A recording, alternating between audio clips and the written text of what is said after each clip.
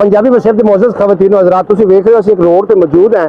इत्थे एक road accident होया है और ये जरूरी नहीं कि ट्रैफिक होवे ते हादसा हो सकता है। हादसा इस तरीके होया है कि बंदा सूह वाले मोड़ तो आ रहा है, चौधरी कासम दा नाम है, जिहड़ा तुसीं ये वीडियो दे विच क्लिप विच वेख रहे हो जनाब, एक गिद्दड़ दौड़ के विच वज्जा है ते ओदी जनाब बहुत सारा दा नुकसान होया, सारा छिलिया गया। और मौके दे उत्ते मार अनवार उग्गूआना साहब ये मौके ते पहुंच गए, इन्होंने उन्होंने तिब्बी इमदाद बहुत सारी दी और 1122 वाले जिहड़े उन्होंने बड़ा अच्छा किरदार अदा किया।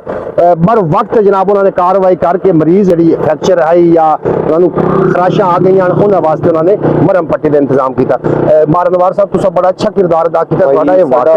फर्ज बंदा भाई ने दोस्त ने आप गवांढी है जी जी जी, गाँव नाल गाँव है अपना इकट्ठा एक दूसरे नाल जीना मरना, बल्कि ये ना भी होंदे जी जी, कोई होर भी भाई इत्थे हो जांदा उन्हां नाल ये वाकया होंदा।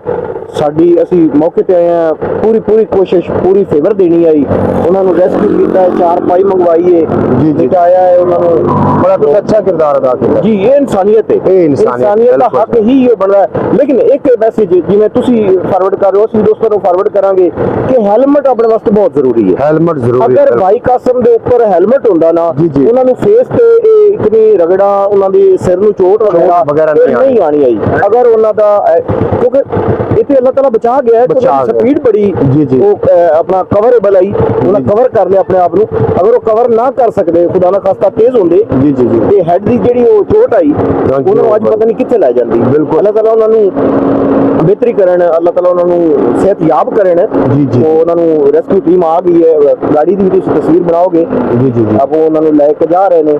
अल्लाह ताला खैर करे, अल्लाह ताला उन्होंने सेहत देन जी जी, ते भाई किधर तुहाडी भी मेहरबानी नहीं ये साडा फर्ज है। नाज़रीन तुसीं सुनदे पे हो कि हेलमेट नूं तुसीं सिर्फ जुर्माने तो बचण वास्ते इस्तेमाल ना करो, उन्होंने अपने मोटरसाइकिल दे नाल टंगो ना, उन्होंने अपनी सेफ्टी वास्ते इस्तेमाल करो। हुकूमत ने जिहड़ा इकदाम कीता वे भी हेलमेट लाजमी करार दिता है, ये तुहाडी हिफाजत वास्ते है।